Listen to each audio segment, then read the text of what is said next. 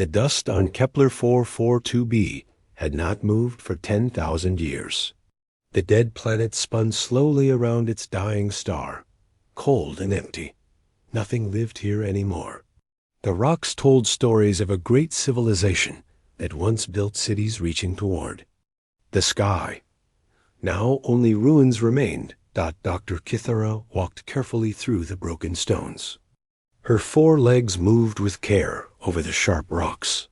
The air tasted of metal and death through her breathing mask. Behind her, the dig team worked with quiet tools, searching for anything the ancient people might have left behind. "Doctor, you need to see this," called out Brentok, one of her assistants. His voice cracked with excitement through the radio. Kithara hurried to where Brentok stood. He pointed at a hole in the ground where their digging machines had been working.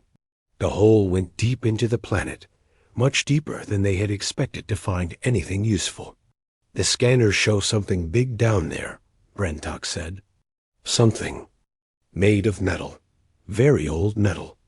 Kithara looked at her scanner. The readings showed a massive structure buried far below the surface. It was huge, bigger than any building they had found on this dead world. The metal was unlike anything in there. "Databases. Get the heavy diggers," she ordered. "We're going down." It took 3 days to reach the metal structure. When they finally broke through, they found themselves standing in a vast underground chamber. The walls curved high above their heads, covered in strange writing that glowed with a soft blue light. The air inside was clean and fresh, as if the room had been sealed yesterday instead of thousands of years ago. "By the 7 stars," whispered Brentok. "It's a data vault." Kithara had seen many ancient ruins in her years as an archaeologist, but nothing like this. The chamber stretched away into darkness, filled with tall metal towers that hummed with quiet energy. Each tower had screens and controls that still worked after all these centuries. "How is this still running?" asked Jendar, another team member. "The power readings are off the charts." "The builders were advanced," Kithara said. "Much more advanced than we thought." She approached the nearest tower and placed her hand on a control panel. The screen lit up with symbols and pictures. The writing looked familiar, but different from the other ruins they had found.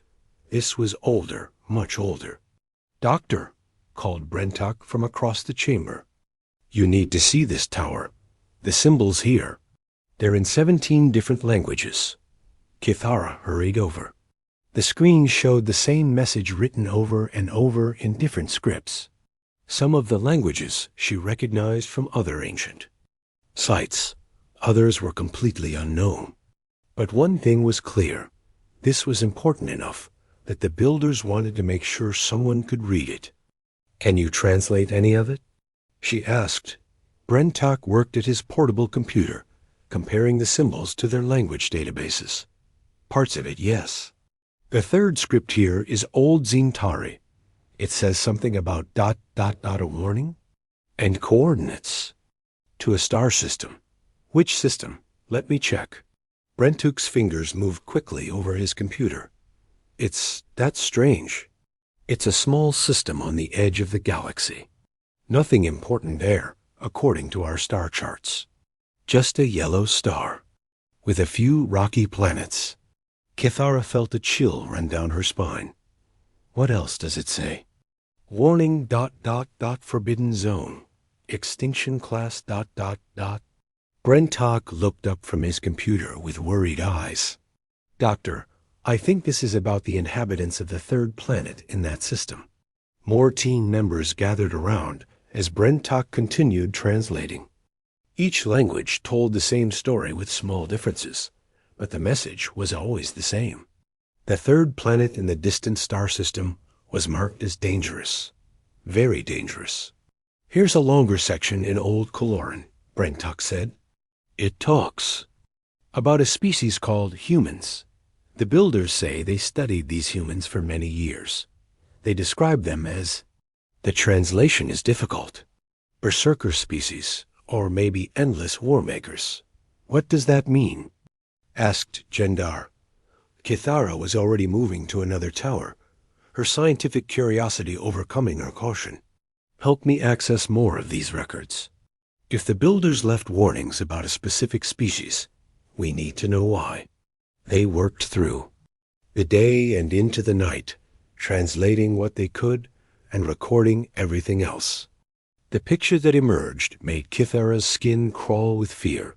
The humans, according to the ancient records, were unlike any other species the builders had encountered. They did not have the strongest bodies or the biggest brains. They were not the fastest or the most advanced, but they had something that made them incredibly dangerous. "Listen to this," Rentok said, reading from a translation. "They do not surrender when beaten. They do not break when hurt. Instead, they learn from pain and become stronger. They remember every wound and plan their revenge for generations." Another section described human warfare. The builders had watched these humans fight among themselves for thousands of years. They noted how humans would destroy their own cities rather than surrender them to enemies. They would sacrifice themselves to save others. Most frightening of all, they would learn from every defeat and come back stronger. The builders tried to make contact, Kithara read from another screen. They sent peaceful ships to the human world. The humans destroyed them without warning or negotiation. When the builders sent warships to force contact, the humans studied the wreckage and built better weapons. The final entries in the database told a story that made Kithara's blood run cold. The builders, one of the most advanced civilizations in galactic history, had decided that humans were too dangerous to contact. Instead, they had marked the human star system as a forbidden zone and built a network of warning beacons around it. "The last entry here," Brentuk said quietly. "It's marked as urgent priority. Listen, final warning to any who find these records. The humans of Sol 3 must remain isolated. They are evolution's perfect warriors. If they ever leave their world and spread among the stars, they will not stop until all other species bow to them or are destroyed. We have seen their potential. We choose exile over extinction." Kithara stared at the screen. The coordinates in the warning pointed to a star system that the Galactic Empire had been planning to explore. According to the latest survey reports, the system showed signs of industrial activity on several planets. The Empire's expansion plans included that entire region of space. "Doctor," Jendar said nervously, "shouldn't we report this to the Empire immediately? If there's a dangerous species out there—" "Yes," Kithara said, but her voice was troubled. "Yes, we should." But even as she spoke, she wondered if anyone would listen. The Galactic Empire was proud and strong. They had conquered hundreds of worlds and absorbed dozens of species into their civilization. The idea that some primitive species on a distant world could threaten the Empire would sound like madness to the Imperial Council Dot as they packed up their equipment and prepared to leave the dead world. Kithara took one last look at the warning screens. The ancient builders had been wise and powerful, but they had chosen to run from the humans rather than face them. The Empire, she feared, would not be so wise. The data vault sealed itself as they left, the ancient lights dimming back to their eternal watch. But the warning was now in Imperial hands, and Kithara knew that the course of galactic history might depend on whether anyone would heed the words of a long-dead civilization not far away.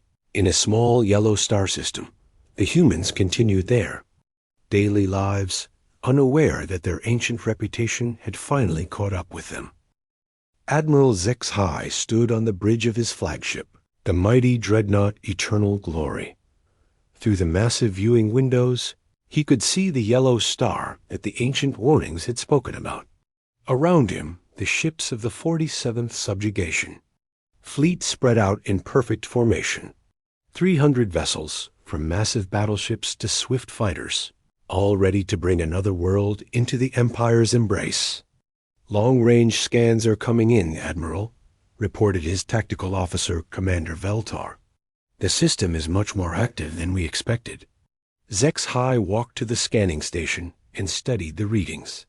His confidence faltered slightly as he saw what the sensors were showing him. The third planet, which should have been the only inhabited world, was indeed populated. But so was the fourth planet, and there were signs of activity throughout the asteroid belt. Even the gas giants' moons showed signs of civilization. "How many of them are there?" he asked. "Difficult to determine, sir. The signatures suggest millions of individual craft moving throughout the system. Some appear to be military vessels, but most seem to be civilian transports and industrial ships. They've spread throughout their entire star system," Zex-Hi muttered. This was unexpected. Most species remained on their home world until they developed faster-than-light travel.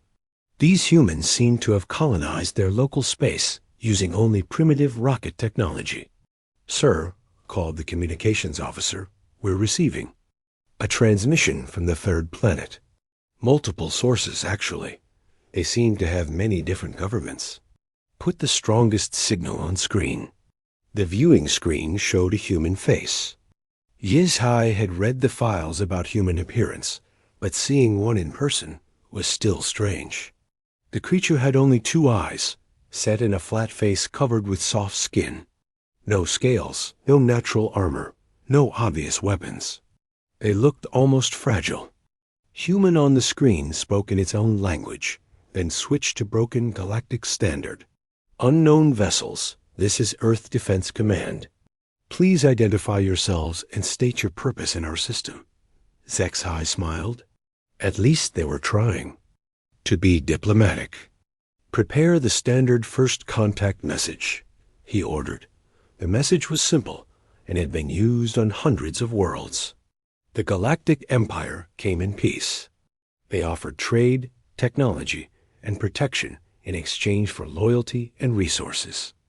Most primitive species were so amazed by Imperial technology that they surrendered immediately. "Broadcast the message," Zex-Hi commanded. The humans' response came back within minutes, and it was not what they expected. "We have reviewed your offer," the human spokesperson said. "Earth and her colonies decline to join your empire. We ask that you leave our system immediately." Zex-Hi blinked in surprise. "They're refusing? Do they understand what they're turning down?" "Perhaps they need a demonstration," suggested Commander Veltar. "Standard procedure calls for a show of force if diplomatic overtures fail." Zex-Hi nodded. "Very well. Target one of their asteroid mining stations. Destroy it with minimum force. That should convince them we're serious." The forward guns of the Eternal Glory powered up and fired a single blast at a small mining station in the asteroid belt. The beam of energy crossed space in seconds and struck the station dead center. The explosion was visible even from their position near the edge of the system. "That should make our point clear," Zex-Hi said with satisfaction. The response came, not from Earth, but from a gruff voice speaking perfect galactic standard. "Imperial ships, this is Sarah Chun aboard the mining vessel Lucky Strike. You just killed 300 civilians who are doing nothing but digging rocks. That was a mistake." Before anyone on the Imperial bridge could respond, the Lucky Strike opened fire. The beam that struck the Eternal Glory was unlike anything in Zex-Hi's experience. It wasn't a military weapon, but a mining laser designed to cut through solid rock. Somehow, the humans had amplified it far beyond its normal power. The blast tore through the dreadnought's shields as if they weren't there, and cut a deep gouge in the armor plating. "Impossible!" Veltar shouted. "How did a mining ship penetrate our shields?" "All ships, battle formation," Zex-Hi commanded.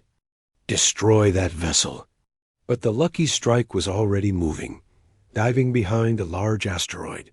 Other human ships began appearing from hiding places throughout the belt. Most of them looked like civilian vessels, but they all carried weapons. More importantly, They all seemed to know exactly where to hit Imperial ships to cause maximum damage. "Admiral," the tactical officer called out, "we're detecting weapon signatures throughout the system. They've turned everything into a weapon. Cargo ships, mining vessels, even passenger transports." The battle that followed was unlike anything in Imperial military history. The humans didn't fight like a proper military force. They had no formal battle lines, no clear command structure, no standard tactics. Instead, they fought like angry insects, swarming from every direction at once. A human cargo ship, damaged and venting atmosphere, rammed itself into an Imperial cruiser rather than surrender. The explosion took out both vessels. Fighter squadrons emerged from behind the gas giant, using the planet's gravity to slingshot themselves into attack runs at impossible speeds. Mining platforms throughout the asteroid belt revealed hidden missile launchers and began bombarding Imperial ships with converted industrial explosives. "They're using their infrastructure as weapons," Veltar reported in disbelief. "Everything in this system has been turned into a potential threat."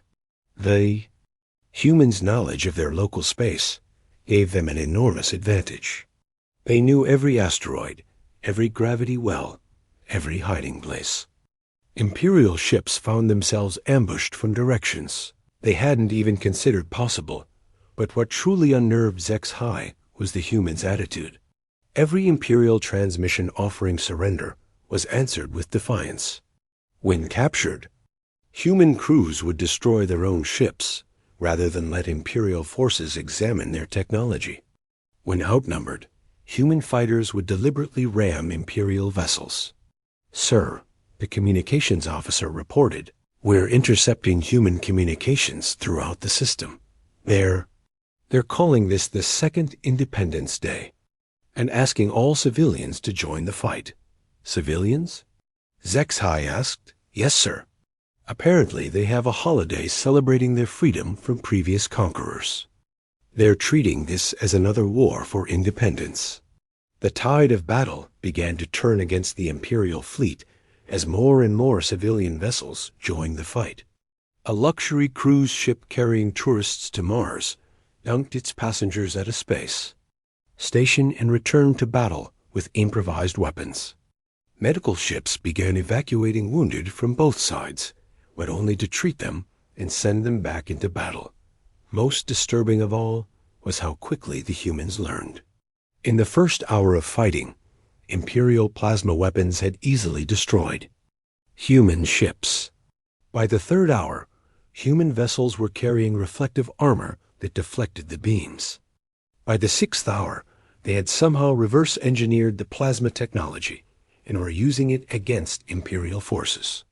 "Admiral," Veltar said quietly, "we've lost 60% of our ships.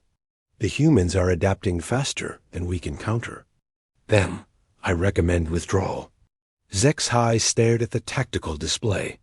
Red markers showed destroyed Imperial vessels scattered throughout the system. The humans had paid a terrible price as well, but they kept fighting with an intensity that bordered on madness.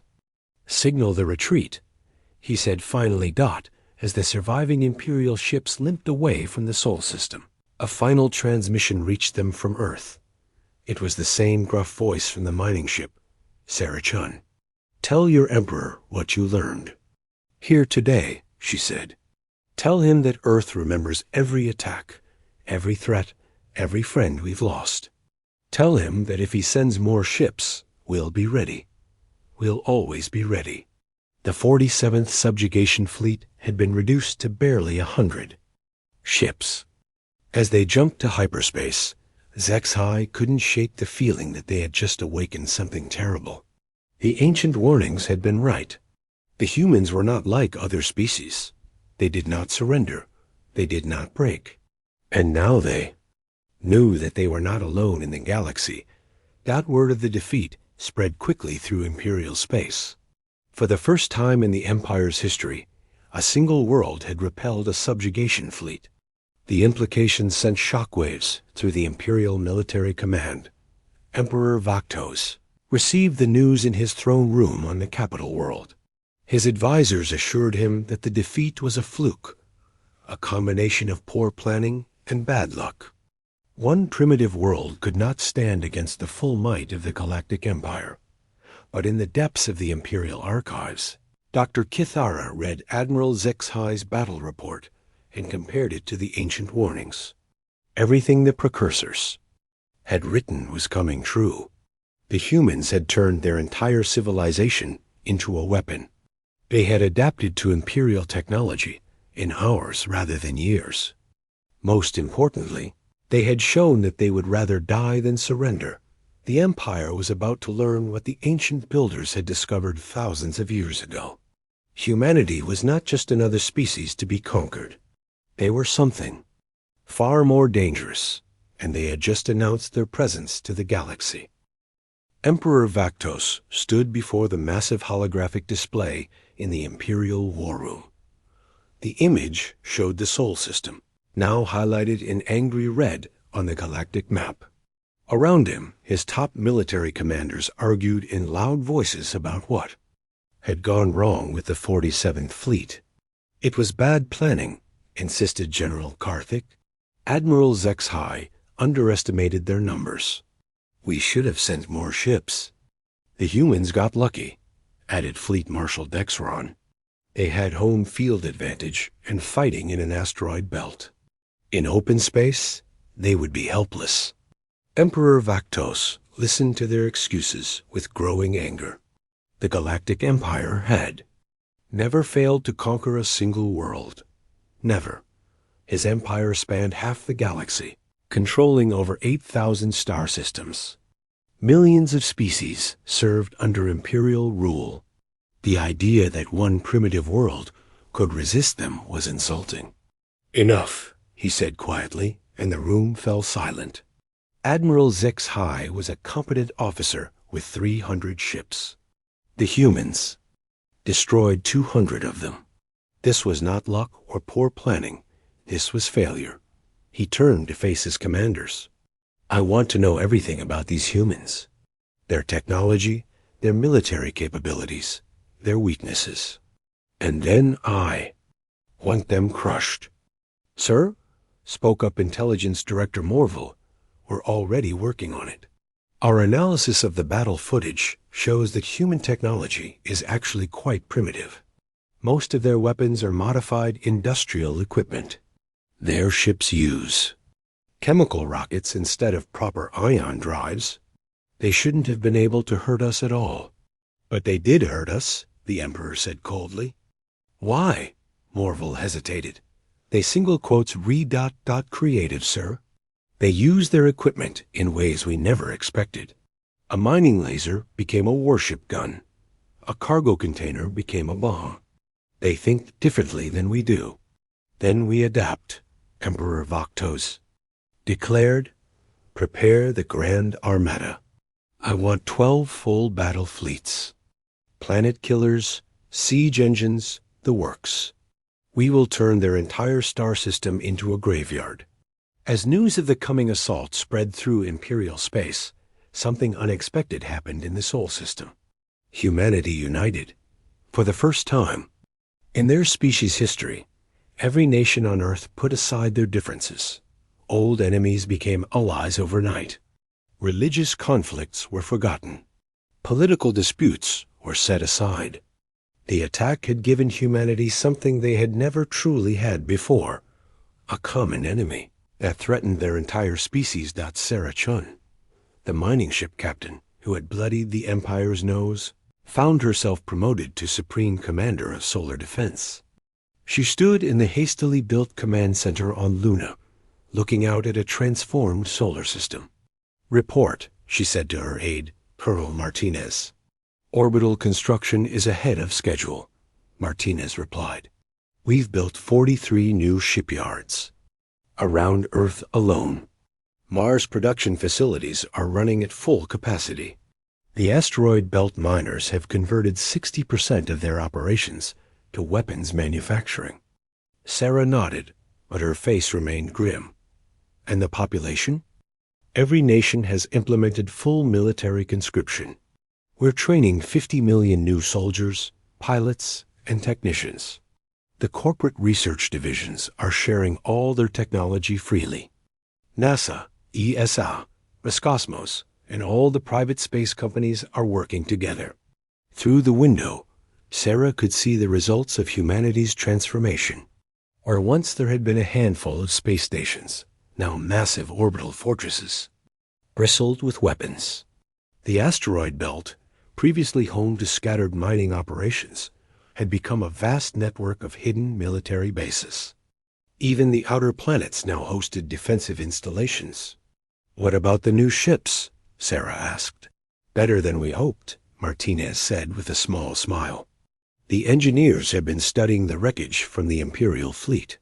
We've reverse-engineered their shield technology and improved it.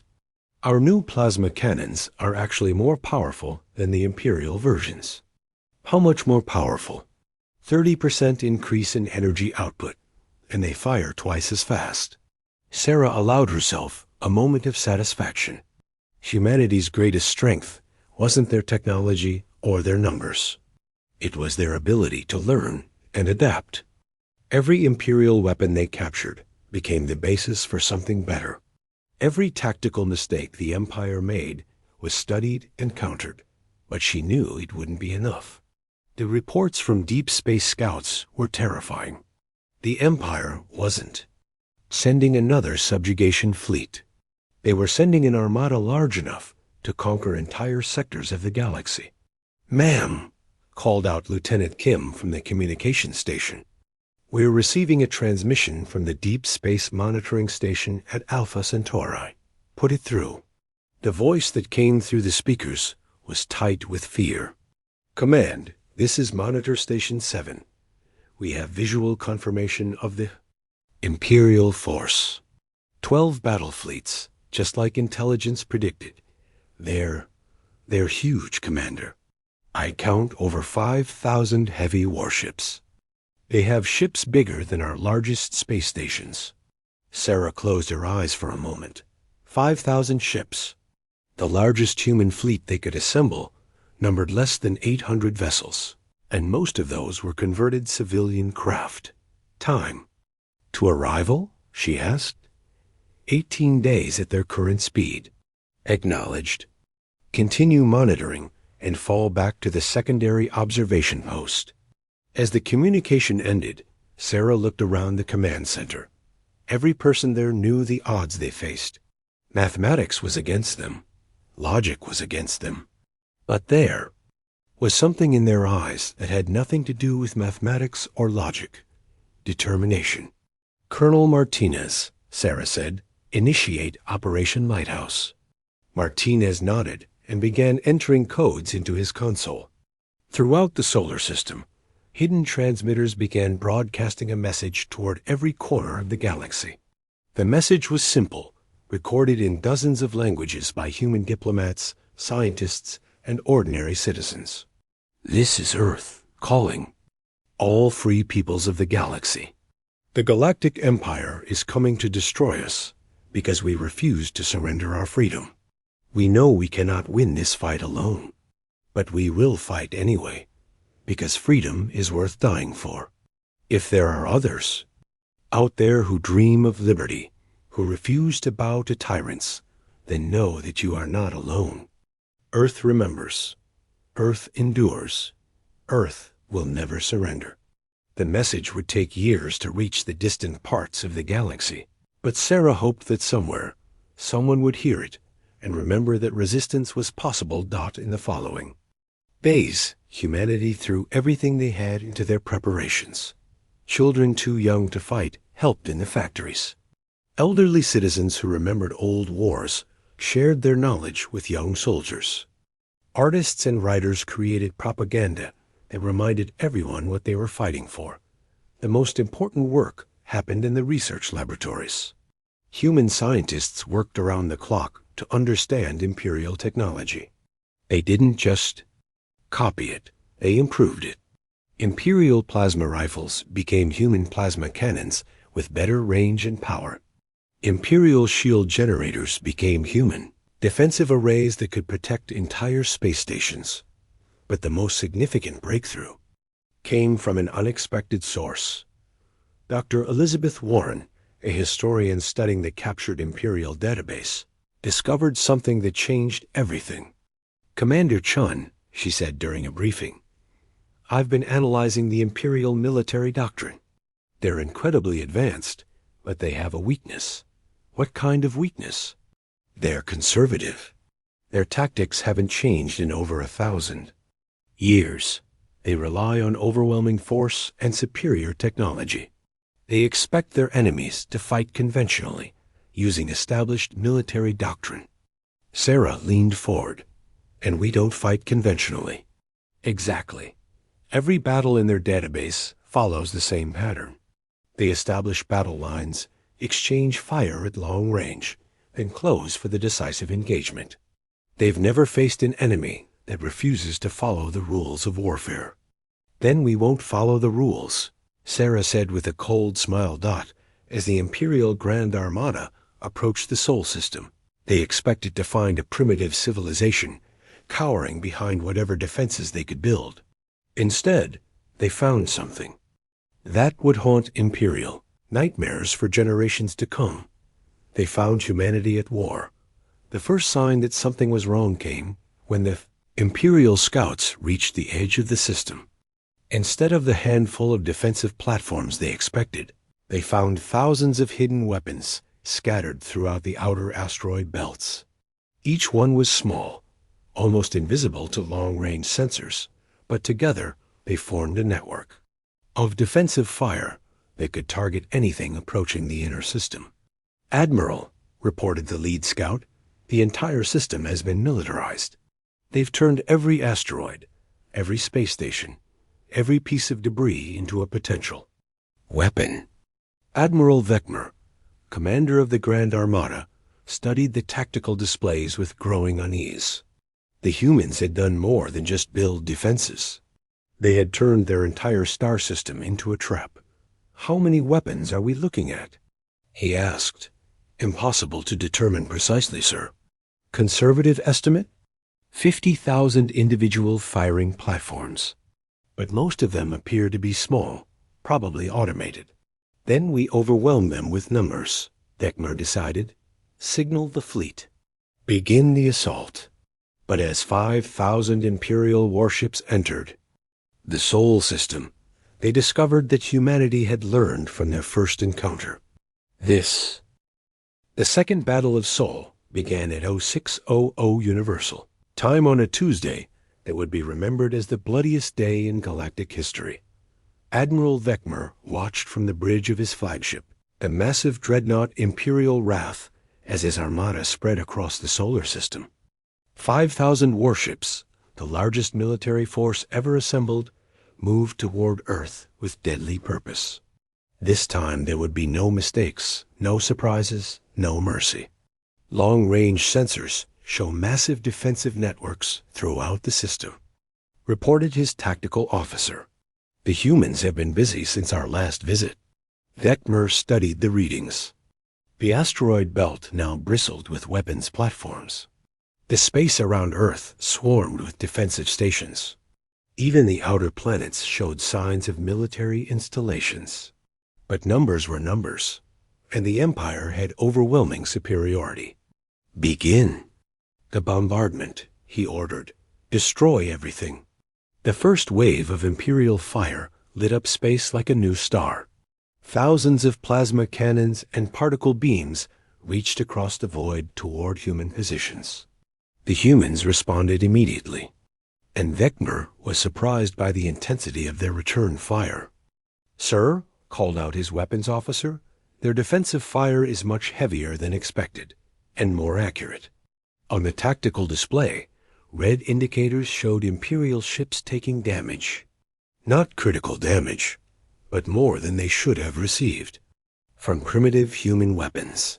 Something had changed since the first battle. "Analyze their weapons signatures," Vekmer commanded. The answer came back quickly and disturbed him. "Sir, they're using our own technology against us." "Those plasma."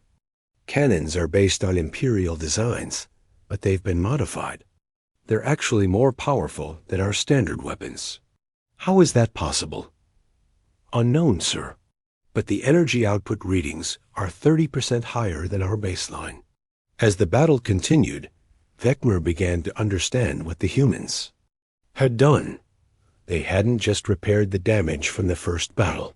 They had studied every piece of Imperial technology they could find and made it better.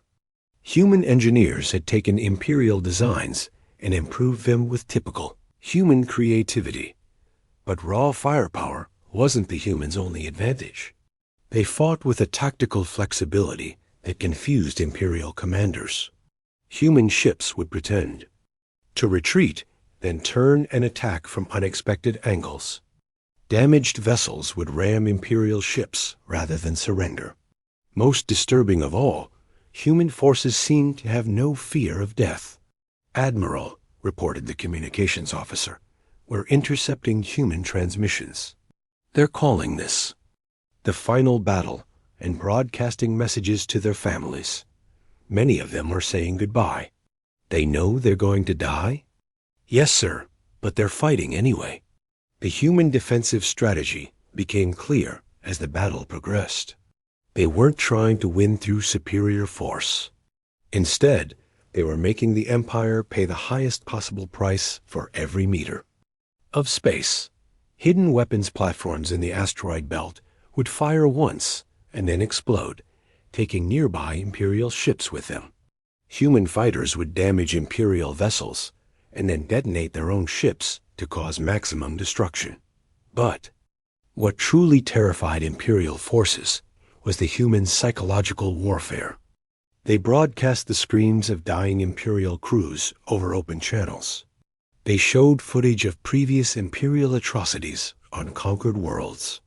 Most effective of all, they broadcast messages from other species in the Empire, calling for rebellion against Imperial rule. "Sir," the intelligence officer reported nervously, "the humans are trying to turn our own people against us.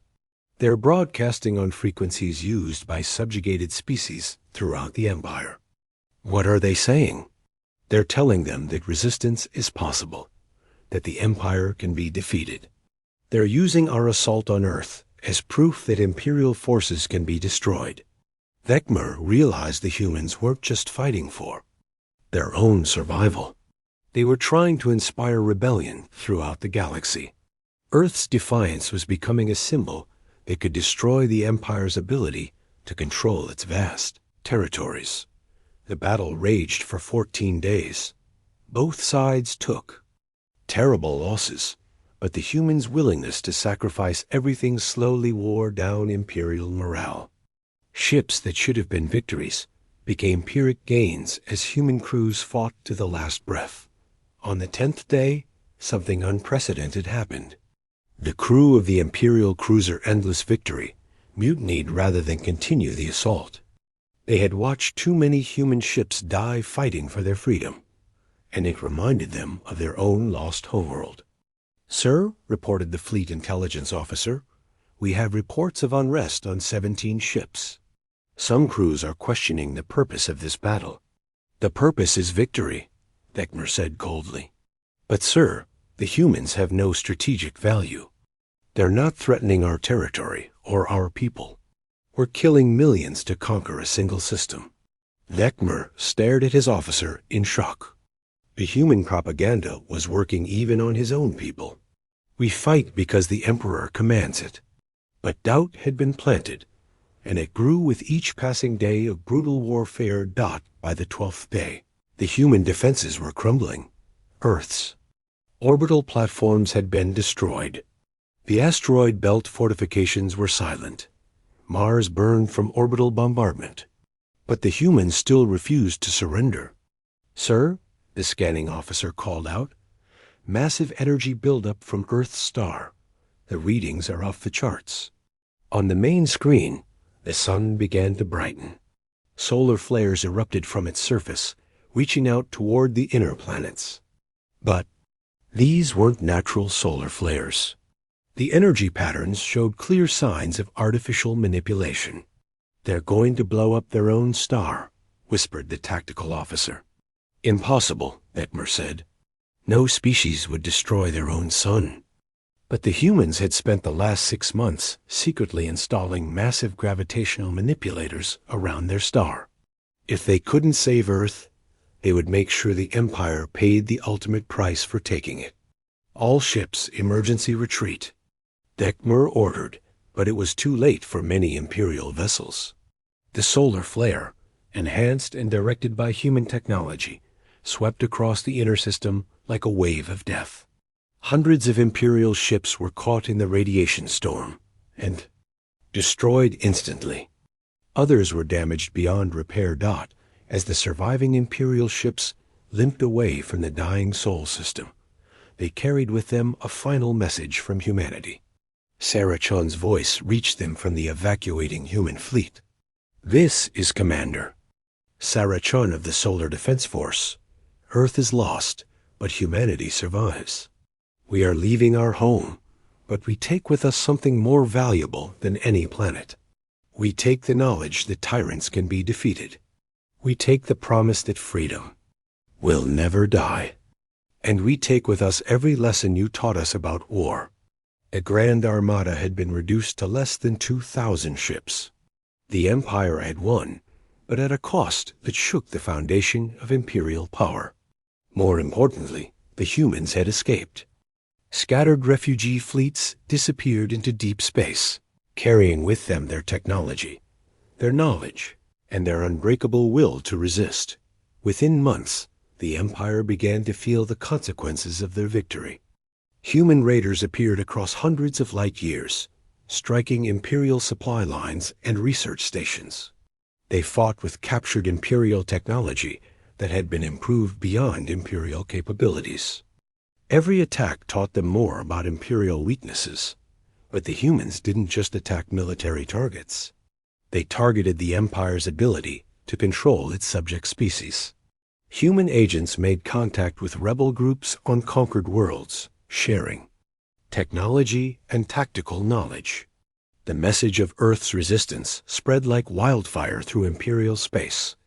On the Imperial capital world, Emperor Vaktos received reports of growing unrest throughout his domain. 17 species had declared independence from the Empire. Dozens of Imperial worlds reported sabotage and rebellion. The humans had turned their defeat into something far more dangerous than a military victory. How many humans escaped? He asked his intelligence chief. "Unknown, sir. Estimates suggest anywhere from 50 million to 200 million people scattered across multiple refugee fleets. Find them. Destroy them. Sir, they're not staying in one place. Intelligence suggests they've adopted a nomadic lifestyle, moving constantly through space. They appear to be establishing hidden bases throughout the outer galaxy." The Emperor slammed his fist on his throne. The humans had done something no other species had ever managed. They had survived the full might of the Imperial military and turned their survival into a weapon against Imperial rule. Dr. Kithara, now the Empire's chief xenologist, presented her final report on human capabilities to the Imperial Council. Her words carried the weight of ancient prophecy. "The precursor warnings were accurate," she said. "Humans are not just another warrior species. They are evolution's response to tyranny. They cannot be conquered because they refuse to stay conquered. They cannot be destroyed because they learn from every attempt to destroy them. Most importantly, they cannot be ignored because they will never stop fighting for their freedom." She paused and looked directly at the Emperor. "We have not defeated humanity, Your Majesty. We have created our own destruction. They are no longer contained to one world. They are loose in the galaxy, and they remember every wound we have inflicted upon them." 20 years had passed since the destruction of Earth, and the galaxy was no longer the same. The Galactic Empire, once master of 10,000 worlds, now controlled less than half its former territory. Rebellion burned across hundreds of star systems, and at the center of every uprising where the humans. Sarah Chun stood on the bridge of the Remembrance, flagship of the Free Fleet. Her hair had turned gray during the long years of war, and lines of command marked her face. But her eyes still held the same fire that had defied the Empire at Seoul. Around her, the largest human fleet ever assembled prepared for the final assault on Drakmor, the Imperial capital world. 800 ships filled the space around the jump point, but these were not the converted civilian vessels that had defended Earth.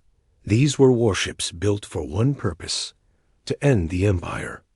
"Status report," Sarah commanded. "All fleets are in position," reported Admiral Jackson, formerly a cargo pilot from Mars. "The Centauri Liberation Fleet reports ready. The vegan resistance is standing by. The Alpha Squadron sends word that their former Imperial ships are prepared for battle." Sarah smiled grimly. The Free Fleet wasn't just human anymore. Over the years, they had been joined by dozens of species that had broken free from Imperial rule. Former Imperial officers who had seen the truth. Rebel groups that had spent generations fighting tyranny. Even some Imperial worlds that had declared independence and offered their support. "And our special guests?" Sarah asked.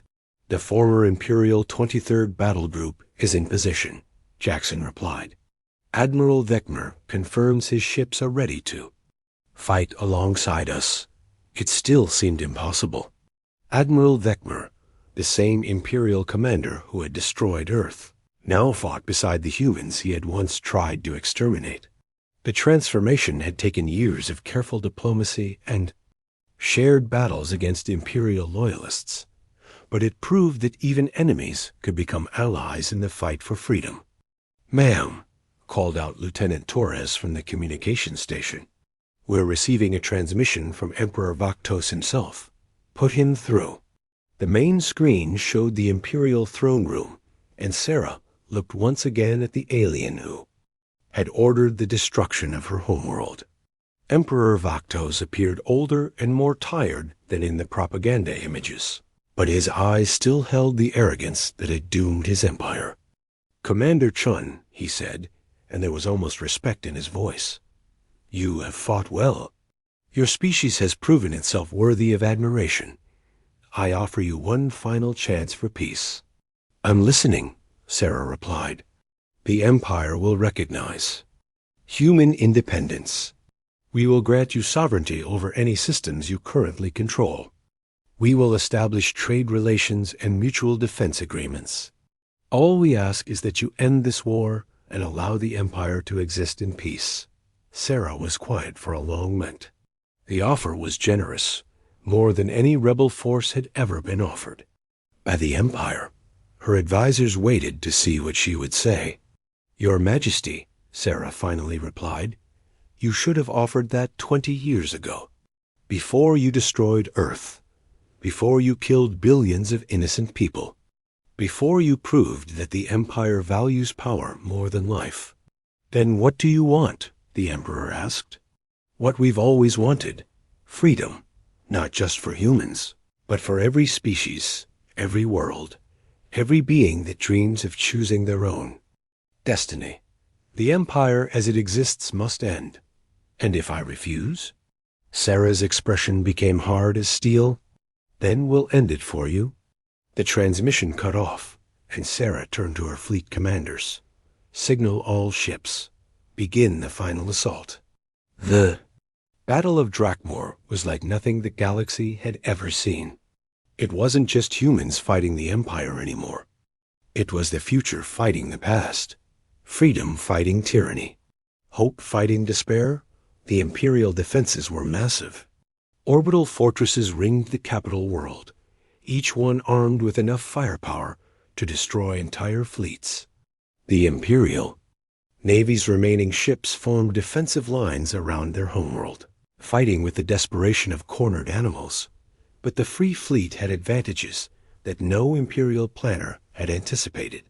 They fought with technologies stolen and improved from dozens of different species. They used tactics learned from 20 years of guerrilla warfare. Most importantly, they fought with a unity that the Empire had never understood. When human ships were damaged, alien allies moved to protect them. When rebel fighters ran low on ammunition, former Imperial vessels shared their supplies. The Free Fleet wasn't just an alliance of convenience. It was a family forged in the fires of shared struggle. The breakthrough came when the former Imperial ships in the Free Fleet used their knowledge of Imperial defensive codes to disable the orbital fortresses. Admiral Vekmer, fighting to redeem 20 years of guilt, led his ships directly into the heart of the Imperial defense network. "This is Admiral Vekmer to all Imperial vessels," he broadcast on the command frequency. "I have served the Empire for 40 years. I have conquered worlds and destroyed civilizations in the name of Imperial glory. But I have seen what the Empire really is, and I choose to stand with those who fight for freedom rather than those who enslave it." His words, coming from one of the Empire's greatest war heroes, shattered the morale of many Imperial defenders. Ship after ship began to surrender or switch sides. The Empire's greatest weakness had always been its inability to inspire true loyalty, only fearful obedience. The final assault on the Imperial Palace was led by Sarah Chun herself. She walked through corridors that had witnessed the planning of countless genocides, past throne rooms where emperors had decided the fate of entire species. When she finally reached the Imperial throne room, she found Emperor Vaktos waiting for her, alone and unguarded. "You could have been gods," he said bitterly. "With your technology and your ability to unite other species, you could have built an empire greater than mine." "We don't want to be gods," Sarah replied.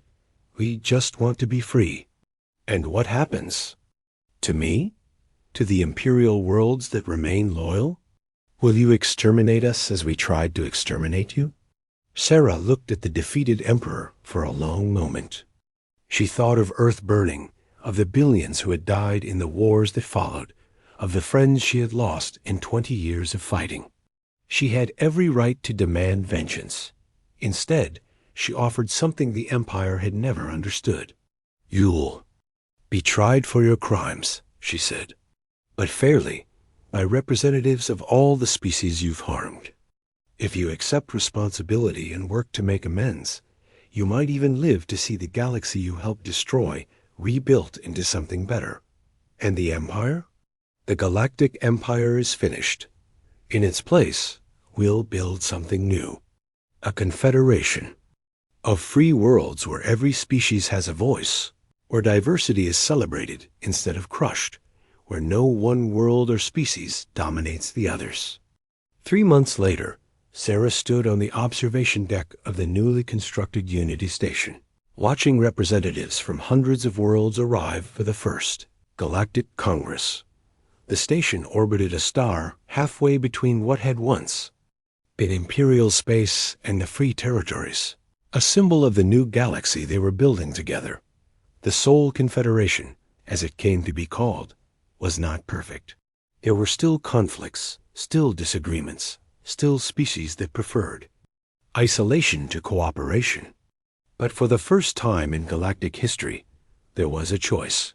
Worlds could govern themselves, species could develop according to their own values, and freedom was a right rather than a privilege. Dr. Kithara, now the Confederation's chief historical advisor, approached Sarah as she watched the arriving ships. "The ancient warnings spoke of humanity as a threat to galactic civilization," she said. "They were wrong, were they?" Sarah asked. "We did destroy the Empire." "You destroyed tyranny," Kithara corrected. "The Empire was never a true civilization. It was just conquest wearing the mask of order. What you've built here, this confederation of equals, this is real civilization." Sarah nodded, but her expression remained thoughtful. "The hardest part isn't destroying the old system. It's building something better to replace it." Through the viewing window, they could see ships from dozens of different species working together to construct new sections of the station. Former enemies labored side by side, sharing technology and knowledge freely. It was a sight that would have been impossible under Imperial rule. "There's something I want to show you," Kithara said, leading Sarah to a memorial chamber in the heart of the station. The chamber was simple and quiet, with walls covered in the names of all who had died in the wars for freedom. At the center stood a single display case containing a fragment of rock from Earth, saved from the dying world by one of the last evacuation ships. "Why here?" Sarah asked. "Because this is where it all started," Kithara replied, "with a small, blue world that refused to surrender. The precursors were right about one thing. Humanity was dangerous to the existing galactic order. You were evolution's answer to tyranny." Sarah placed her hand on the display case, feeling the weight of awe. The years and all the sacrifices that had brought them to this moment. "Earth is gone," she said quietly, "but Earth's children inherited the stars." Outside the memorial chamber, the work of building a new galaxy continued. There would be challenges ahead, conflicts to resolve, and mistakes to correct. But for the first time in thousands of years, the galaxy had hope.